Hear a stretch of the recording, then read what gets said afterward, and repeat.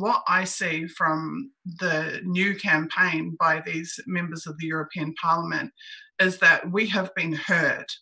I noticed that without having been asked to, those parliamentarians were tagging #Unity4J on their tweets about their press conference yesterday.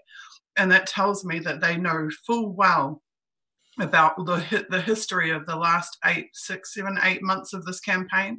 They know full well that people around the world care about Julian and about WikiLeaks, about press freedom and human rights, and they have heard those calls and are taking action as a result. I think that's incredibly important and significant and very heartening. So this is what was said outside the embassy yesterday.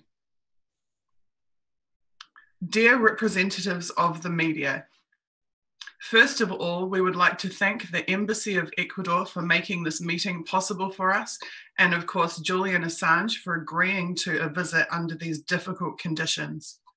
We have conveyed to Julian Assange the solidarity greetings of the Left Party and the solidarity of the many supporters from Germany. The people in Germany and throughout the world are indebted to Mr Assange.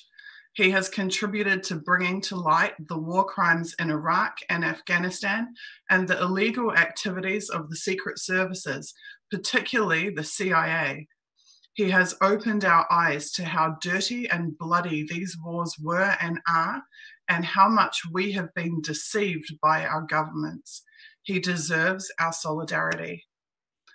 Julian Assange was very pleased with our visit. This is the first visit by members since March after months of suspension. We would very much like more colleagues from other countries to come to London and work towards a humanitarian solution to the situation.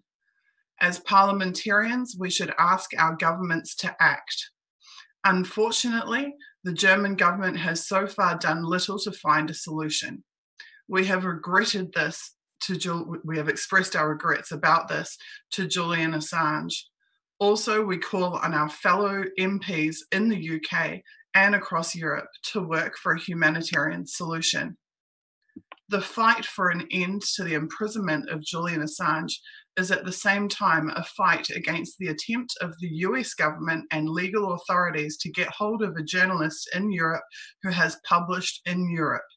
We oppose this extraterritorial political persecution across international borders. We cannot accept that the USA should enforce its laws against whistleblowers in Europe as well. We are very pleased that Julian Assange is still optimistic and in good spirits, even though he has been in such a difficult situation for more than 6 years. We agree that the British and Ecuadorian governments can find a solution and provide diplomatic assurances against extradition to the US. If the Ecuadorian authorities and the embassy end the embassy asylum, Julian Assange could be arrested in the UK and extradited to the US, where he would face a long prison sentence or even the death penalty. If someone is to be extradited to a country where he is facing a death sentence because of his political activities, it is undoubtedly sufficient under international law to grant him refugee status. Article 33 of the Geneva Convention expressly prohibits state parties from expulsion or rejection of a refugee across the borders of territories where his life or freedom would be threatened because of his political convictions. We would therefore like to thank the Ecuadorian government for granting political asylum to Julian Assange in its embassy in 2012 to defend freedom of speech and freedom of the press. We trust that the new government under President Lenin Moreno will continue to ensure the health and safety of Julian Assange in his embassy asylum. Ladies and gentlemen, Julian Assange and WikiLeaks made history. We have a moral obligation to prevent war crimes and to uncover war crimes by informing on them. This is what Assange and WikiLeaks have done. And for that, Assange deserves a prize, not political persecution and not trial. Our next steps in this case will include strengthening the international solidarity of parliamentarians with Assange and thus the freedom of the press, because this is not about the person of Assange. This is about the right to publish information in the public interest. It is about our democracy.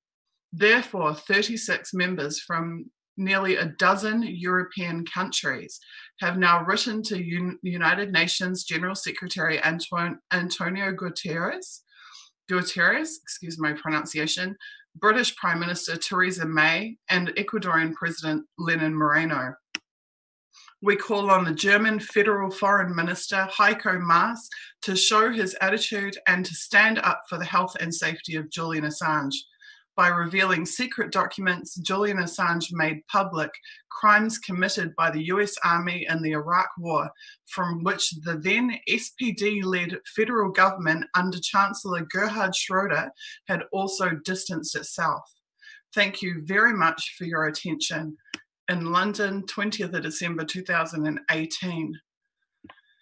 So I find that incredibly heartening. I feel like this is a passing of the torch, a passing of the baton to people who have the credibility, the professionalism, the network, and the political pull and sway to be able to take serious action and hopefully get some serious traction on freeing Julian. So that is an absolutely fantastic development, and I personally congratulate every single person who has backed this movement, participated in this movement, and raised Julian's profile to the point where we are seeing this type of level of support.